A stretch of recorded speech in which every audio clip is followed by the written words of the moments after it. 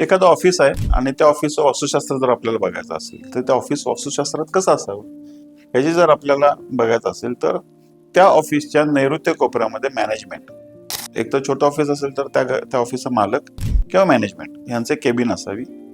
त्याच ऑफिसच्या आग्नेय कोपऱ्यामध्ये किंवा आग्नेय खंडामध्ये गॅजेट्स जसं लॅपटॉप आहे, डेस्कटॉप आहे, त्याच्यावर काम करणारे जर आपल्या काही कर्मचारी असतील तर त्यांना त्या ठिकाणी बसवणं खूप उत्तम आहे.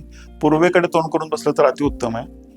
आणि त्या सेक्शनला जर महिला अधिकारी असतील, महिला कर्मचारी असतील तर आपल्याला त्याचं आउटपुट खूप चांगल्या पद्धतीने बघायला मिळतं. दुसरा एक खूप सुरेख चांगला कोपरा मिळतो तो वायव्य कोपरा मिळतो.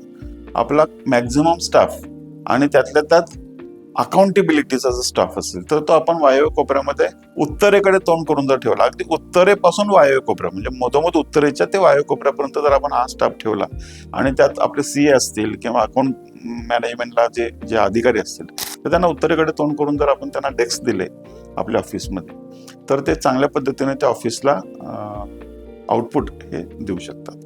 पूर्ण ऑफिसचा जर आपण प्रवेशाचा विचार केला तर